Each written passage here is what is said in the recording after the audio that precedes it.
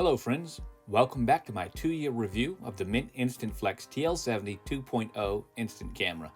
This twin lens reflex instant camera comes with a highly recommend badge from me because of its excellent warm image quality, beautiful design, and thoughtful user experience. I've used it for the past 2 years, captured over 3,000 images, and never looked back. It is the instant camera I reach for to complement my wedding photography, when I go out to make new friends and promote my business, and to document the daily happenings with my family. I love it, and I'm excited to share it with you and tell you how it's held up over these past couple of years. This video is not sponsored, however MiNT did provide the TL70 and the neutral density filters for this review period, but they have not been given access or edit approval for this video. As always, you're seeing this the same time that they are, and my thoughts are my own. Okay, let's jump into it. With a spec sheet that reads like a Christmas Eve wish list from my 1990s kid self, Dear Santa, please bring me an instant camera that takes great pictures, offers a wide aperture, smart flash exposure control, real focusing, a big bright viewfinder, one that takes pretty cheap prints and can also do double exposures. Oh yeah, and it's got to look great too. The TL70 does not disappoint. That wide 70mm f5.6 aperture, leaf shutter that ranges from 30 seconds on bulb to 1/500th of a second on auto, with a user-selectable exposure control of plus or minus 1 stop, and an auto-smart flash that sets its intensity based on the focus distance. The TL70 may sound too good to be true, but it's not.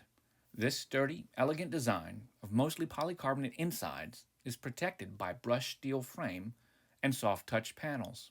Its design is both modern and refined, with nods to the 1930s. It's got a price tag to support such luxuries too, coming in at $389 USD each at the time of this recording. You may be asking yourself if it's worth it in 2020. The answer is yes, albeit with a couple of considerations, and I'll get to those in just a moment. The TL70 produces warm, low contrast, slightly saturated images unlike any other Instax mini camera on the market. And did I mention the bokeh? Yeah, it's got that by the bucket full.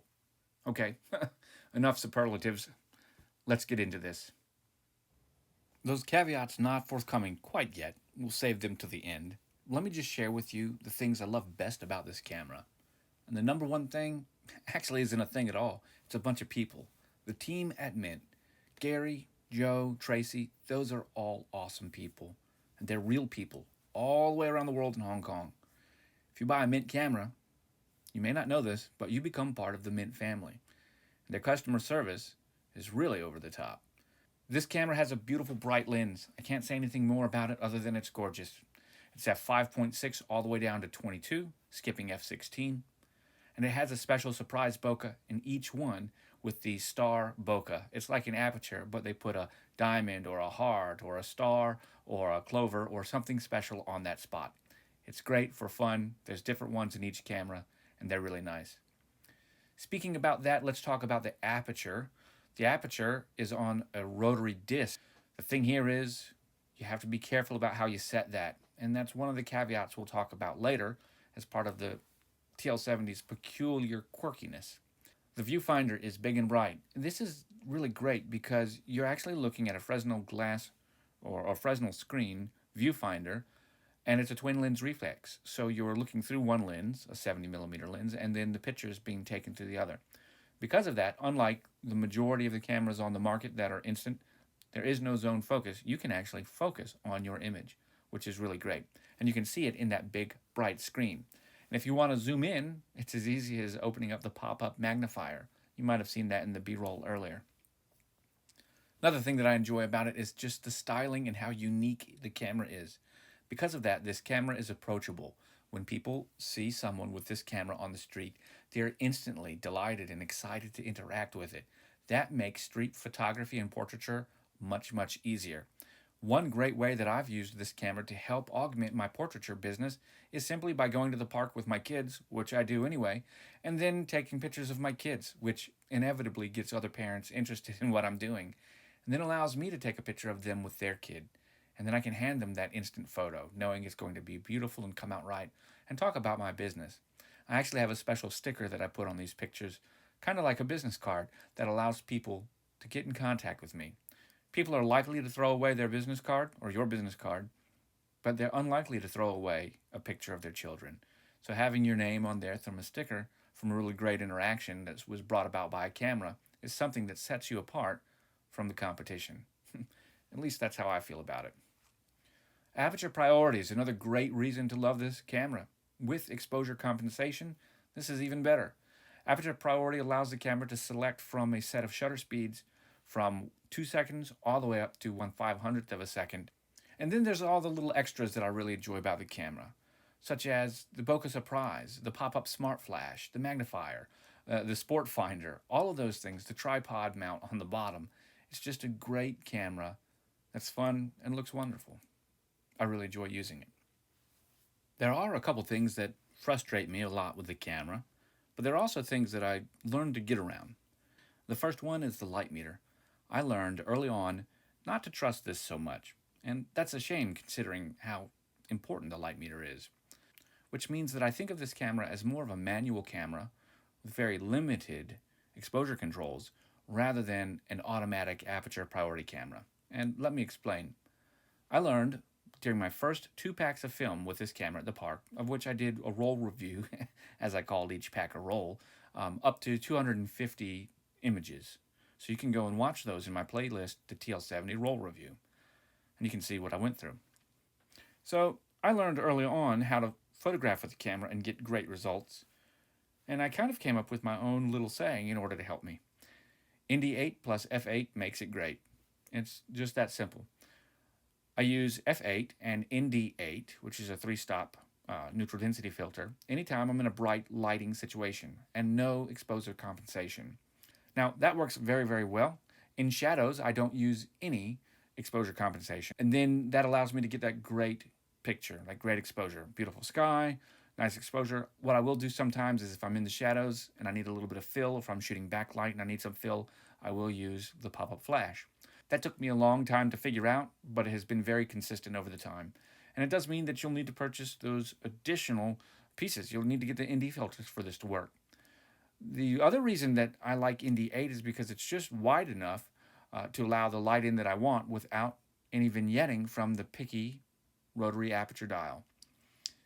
The rotary aperture dial is so picky that MiNT actually includes a little card that talks about setting your aperture just right. Because the aperture is set on a dial, which is rotated when you twist the aperture button, you need to make sure that the aperture and the number that you see on the dial is sitting right in the center of that little window that you see with the number on it. Otherwise, on the smaller apertures, it could be offset some, like f22 could be offset, and then you'll have quite a bit of vignetting as well as just a small little amount of light that you can see. If you set it right, the vignetting will be very minimal. But if you don't, you will see quite a bit of vignetting. And that's another reason that I decided that I wanted to have and use the neutral density filters. At f8, I don't have to worry about any vignetting. And at f8, I've got a couple of different options. I can still go brighter if I need to by going to f5.6, or once again, I could use the exposure compensation with the little plus, which means that it's going to let in more light. So I can do both of them if I need to, or just one of them, and I can also use flash. So when I'm at f8 plus Indy 8, I've got 3 options: flash, exposure compensation, and changing my aperture to f5.6 to get the right exposure.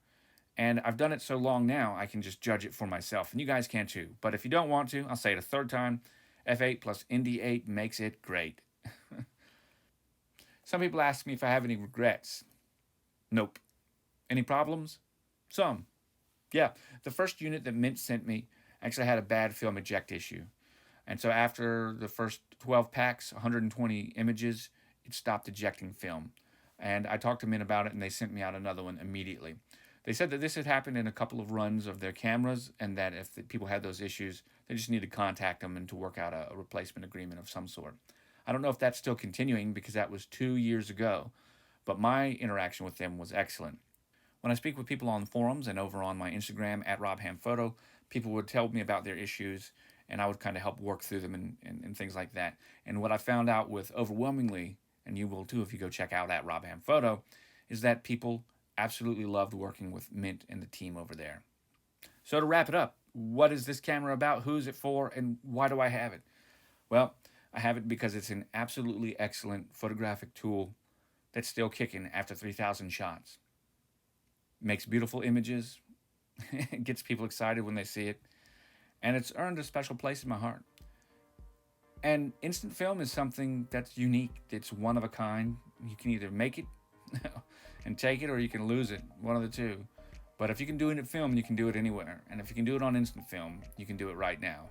So why not do it the best you can? And for Instax mini film, in my opinion, this is the best camera to buy. Buy once, cry once, they say. Yeah, here it's true, but it's also worth it. Guys, I'm Robert Ham. I hope that you've enjoyed this. Let me know what you think down in the comments below. I'll catch you on the flip side. Don't forget to use those links if you feel like you'd like one yourself. I'll also keep some film, the best prices on film down here as well. And don't forget to stick around for my next review of the Instax RF70 as well as the Mini 90. Those are incoming as well. Bye for now.